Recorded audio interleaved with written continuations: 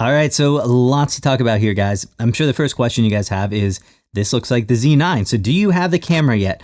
And yes, in a way, I actually do. So as you guys are watching this, I will be unboxing the camera. So I'll post like stories and impressions on my IG. I'll leave a link in the description to check that out, but follow me there because a lot is coming there first because it is being delivered the morning this video is going live. So at the time I'm recording this, I don't have the Z8. However, I do have all the details from Nikon directly. Plus I do have the Z9. And a lot of what's new in the Z8 is basically a Z9 on the inside. So I have quite a bit of experience with the sensor, the quality of the camera, the autofocus system, even some of the video features. But there are a few things that will be changing, plus you might not be a Z9 expert. So let's break down the Z8 in depth. And obviously the fact that I have the camera coming in means a full hands-on review, all kinds of stuff, comparisons are on the way, so click sub, hit the notifications. I promise we're going to be doing some pretty insane shoots with the camera, but also let me know in the comments, like what's the most important thing that you want to see tested, any questions that you have on the camera, anything like that, and I'll try and get those answered for you. But let's talk about the hardware for this, because this is probably one of the biggest changes between like the Z8 and the Z9, because the new hardware is completely unique to anything that Nikon has done before. It's basically like a mix of the D850 from like the DSLR days, and then the newer cameras like the Z6, Z7. A lot of the ergonomics are actually very similar to the Z9 right here too. It's going to be 15% smaller and 100 grams lighter than the D850. But keep in mind, that's like 200 grams more still than like the Sony a7R5. But that size is going to be for a good reason, and it's still going to be a little bit larger than like the Z6 and Z7. So Nikon is all branding this camera as a tough, rugged camera, tons of weather sealing on the camera. I mean, the D850, that was a beast of a camera. I actually soaked my Z7 quite a bit without any issues, so even ruggedness for their mirrorless line so far has been really amazing. And there are quite a few just hardware upgrades and features. The first is going to be illuminated buttons, which I'm a huge fan of. The ports have been upgraded as well. So you have a full-size HDMI port, mic, headphone jacks, and then dual USB-C ports. One is going to be for data and one is going to be for power. It will actually use the same battery type as like the D850, Z6, Z7, so full compatibility with those, and there will be a battery grip available for $350 if you want to stack that on. The card layout for it is going to be an SD card and a CF Express Type B. I love the CF Express cards because they're crazy fast, super rugged, but I do like having an SD card for compatibility. You can buy them anywhere. So in my opinion, this is probably the best solution. It's what Canon is doing with the R5, Sony's doing with the a7R5. Now the buttons on this are actually going to be basically identical to the Z9, which is going to be a pretty major change from the D850. One thing that I did notice is the Z7, which also uses the same design, kind of put this back scroll wheel right here on the side of the body, really up at the top. Nikon is bringing it back in more like the D850 would be and more like the Z9 would be. Now, the only thing I noticed is that Nikon doesn't have like a rear scroll wheel. Canon and Sony do. So it's just one thing that I miss every time I shoot with Nikon. One thing that you get two custom buttons right on the front right here. I actually personally don't use these that much because you can use them for photos. They work fine for that. But for video, I'm usually not hand holding the camera like this. So it's just something that I don't really have easy access to. The reason why is because all of this top area is just LCD screens. So now one thing that might be a little bit of an issue is that the rear screen is not going to be fully articulating. So it will not face the front. It's basically the same screen as the Z9, which means that it is a dual tilt screen. You can tilt it horizontally, you can go vertical and tilt it this way as well. For the most part, I like this design because it keeps you kind of centered with the back of the camera. And if you need to go low to the ground, which I do all the time for cars, or high up, you do have, even in a vertical orientation, you have that flip screen. But there are a few times that I either want to do like self-shooting or I'm putting the camera like in a corner in a weird way, tripod off to the side, that it's a little harder to use this kind of screen. So again, I actually think that the Sony a7R5 screen is perfect. It's basically a dual tilt, but it also has the fully articulating flip screen. But as long as I kind of have this dual tilt where I can shoot low to the ground vertically, I'm mostly okay with that. Now the sensor on this camera, this is going to be impressive. It is a 45 megapixel backside illuminated stacked CMOS sensor. It's actually the exact same sensor that is in the Z9. No way. And I think this makes it probably like the cheapest new full frame camera with a stacked CMOS, probably by a lot. I think the only thing even close is the Sony A9 II, and that's only 24 megapixels, and it came out years ago. So this is actually more in line with like the A1 and Canon R3. It's just over $2,000 less than those cameras right here. Now, stacked CMOS means that the sensor scan speeds are almost instantaneous. So you can basically shoot full electronic shutter without any noticeable rolling shutter. That also means it's going to be fully silent if you want it to be. You don't have to worry about shutter wear, and there is zero blackout in the viewfinder. So lots of advantages here. And actually this camera, the Z8, is actually going to have no mechanical shutter, just like the Z9 actually, which I am personally fine with. You're still going to get a flash sync speed of a 200th of a second.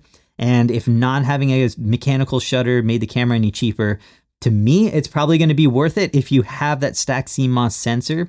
You do get a cover that will be able to go over the sensor and cover it when you're changing lenses to kind of reduce dust from entering the camera itself. Now, as far as the image quality goes, the sensor on this is actually really amazing. It's backside illuminated. I've been using this on the Z9, same sensor. So you have tons of dynamic range with it. The low light performance is good. It's actually better than I expected for the resolution of this camera. And even like DxO has benchmarked this sensor, thought it was amazing. The only issue to me is that if you've been using like a DSLR, like the Nikon Z8, and you were hoping that this would be the big quality upgrade, it's really not going to happen. That Z8 sensor was just, it was stunning. It was like the last big change of image quality. So the big news with this new sensor is going to be just speed, the fact that you can shoot silent without shutter wear, zero blackout in the viewfinder, and more things like that than actual image quality. Now, where things get really interesting is autofocus, and that's because this is going to be extremely situational. So far in my experience, the Z9 has been great, and this uses basically the same autofocus system as the Z9. So you can configure the system like crazy. You actually get a bunch of different subjects that you can detect with it, and they just added airplanes to the Z8, and I don't believe that's on the Z9. Plus, the way that Nikon does like eye autofocus, it just works really well. And most of the time, the performance of this is just extremely good. It even outperformed like the Canon R3 and some side-by-side tests that I did with it. But there are still some times that it does get confused. Now, that's my experience with the Z9, so I'll be testing the Z8 to see if it's any better. But basically, the Z9 autofocus performance has been great, but reliability on it just seemed to be maybe a small step below what I've noticed with Canon and Sony. Now, if you're upgrading from a DSLR, again, like the D850, the Z8, it's going to be leaps ahead when it comes to live view autofocus and video autofocus. Plus, it's just going to be so much more intelligent with the different features than you could have done, especially with tracking. That said, the D850 with a 3D autofocus, man, it just hit. Every time that you had a focus point on the subject, it would just always make it. You would never have to worry about it accidentally focusing on the background or anything like that. So I am hoping that we get that same reliability with the Nikon Z8. So the other just super impressive feature is going to be frame rates. And again, it is going to be the exact same as the Z9. And I can't believe that Nikon didn't cripple the camera when it came to frame rates, because that's what you typically see with cameras right there. It is going to give 20 frames per second in RAW, which just blows away the Sony a7R5, 30 frames per second in JPEG. Technically, the Canon R5 can shoot 20 frames per second RAW, but only in electronic shutter. And since the R5 doesn't have a stacked CMOS sensor like the R8, you will see rolling shutter on the Canon at 20 frames per second, but you will not on the R8. So it's so much more useful. This is a really big feature. Also, the buffer. They claim that you can get 1,000 images without filling the buffer in RAW. My guess is that's going to be to the CF Express card. So I'm going to test what happens if you need to shoot like dual RAW with one to the CF Express card and one to the SD card, because the SD card is going to be slower. But either way, this is by far the best performance in this class of camera. Plus, if you shoot like smaller JPEG files, you can actually go to 120 frames per second, or there's a pre-record in JPEG. So the camera will actually start recording a second before you hit that shutter. So if you're using it for sports or wildlife and don't mind shooting JPEGs, having that feature is going to be massive. To me, one of the most interesting things is video, and that's because it gets just crazy awesome here because the camera just doesn't compromise anywhere. Sony's a7R5, that has a compromise because of the higher resolution camera, so it can't shoot faster frame rates like 4K 120. Even 4K 60 on that is going to be a crop, and I use 4K 60 like crazy.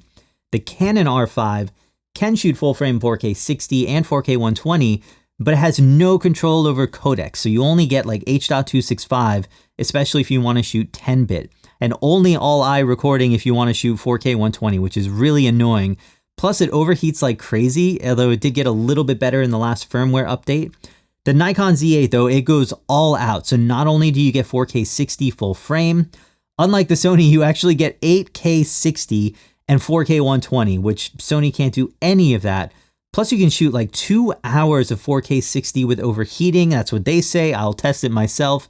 I'm lucky to be able to get like 40 minutes on Sony and Canon. So we'll see, because that is going to be huge. You're also going to get 12-bit RAW, ProRes RAW, standard ProRes, and then 10-bit H.265.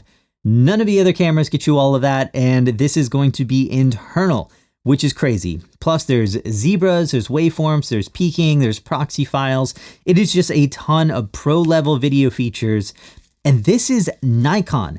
You'd kind of expect that from Canon and Sony. They've been making pro-level video cameras forever. Like my first pro-end video camera it's up there. It's a Canon GL1 and XL1.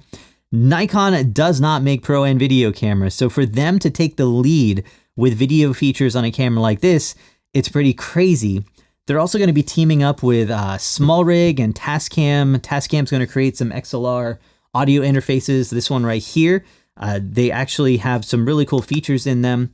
Plus, Red, who honestly is a bit of a patent troll these days, they went after Nikon for some codec infringement. It just got dismissed. So I actually think that Nikon RAW is going to be getting a whole lot more support coming soon. So video features are just insane. So honestly, like on paper at least, the Z8 is just going to blow away Canon R5 and the Sony a7R5 from a specs standpoint, especially. The Z8 is actually kind of more on par with like Sony A1, Canon R3. These cameras, which are $2,000 more expensive than the Nikon Z8. If I was to try to find like some criticism that I've seen so far, it's that the viewfinder is going to be a little bit lower in resolution compared to the Sony a7R5 especially. But I will say that only tells half the story. Sony's LCDs, honestly, they're some of the worst looking displays despite having pretty solid resolution and being owned by Sony, which makes TVs all the time. Probably the only thing that I'm a little bit bummed about myself is that the flip screen, it's not actually going to flip all the way around. And then the audio interface, it's going to have to plug into 3.5 millimeter. There's no like digital audio interface on this like you do get with Sony. And this one's going to be more personal preference, but it is going to be a decent amount heavier and larger than Sony's a7R5 and even a little bit more than the Canon R5, but it's still going to be less than the D850. So DSLR people are getting a reduction in size. If Nikon can really deliver when it comes to ergonomics and durability, I'm going to say that the size increase is going to be well worth it. I think it's kind of a small difference. And honestly, I think Sony might compromise ergonomics a little bit too much to keep things really small. Now, to me, what's really interesting is that Nikon has really been behind Canon and Sony for the last few years, and they seem to recognize that by keeping the prices pretty low. But they have been throwing out mirrorless cameras that, they might have been good enough to keep some existing Nikon users from jumping ship, but I really don't think a lot of Sony and Canon fans were jealous of Nikon for anything that they put out the last few years. But now you get the Z8 and you have a camera that is coming in with much better features than the competition. And it's only like $100 more expensive than Sony's and Canon's. So I think for me, at least, this is going to be the camera to beat. If you shoot weddings and events, think about this. So having that silent shutter alone is going to be massive. You don't have to worry about banding or rolling shutter with it like you do with the Sony and Canon if you want to shoot silent. If you shoot video, you have 8K 60, you have 4K 120, ProRes, DCI, tons of just really big features. Sports and wildlife, again, fully silent shooting, 20 frames per second in RAW, faster in JPEG, you don't have buffer issues. This is absolutely massive for a camera at this price. Typically, you would see $6,000 for cameras delivering these kind of specs. So really for me, I have two big questions. One is, can the autofocus and the camera itself hold up in real life to what it's claiming to be able to do? And the second is going to be lenses. Nikon did just start getting some third-party options. So Sigma and Tamron are now making Z-mount lenses, but there are still a lot of missing lenses in Nikon's lineup, especially with like mid-level primes. So they just came out with an 85mm f1.2. It's like $2,800. It is absolutely massive. Nikon does have an 85mm 1.8 for like $800. It's compact and everything like that, but there is nothing in the middle of this $2,000 spread. Same thing with this 50mm 1.2. It's absolutely stunning. It is huge. It is heavy. It is much larger than like a Sony 50mm 1.2. And there is nothing in between this and the much smaller, much more compact, much more, I guess, beginner level f1.8 lens that Nikon has for this. And I think for me, I would see like Z8 buyers of really kind of occupying that middle and looking for lenses in that $1,000 to $2,000 range, something still compact, but still giving them that pro end quality. And that's where Nikon is missing the most. So let me know what you guys think of the Nikon Z8. What do you guys want me to test? What are some questions that you guys still have? I am going to be testing it like crazy. So comparisons with the Sony and Canon on the way. Maybe we need to throw it up against the R3 and the A1 because it is just that good of a camera potentially. Hope you guys are doing amazing. Please like, sub, hit me up on IG because right now I'm going to go unbox the Nikon Z8.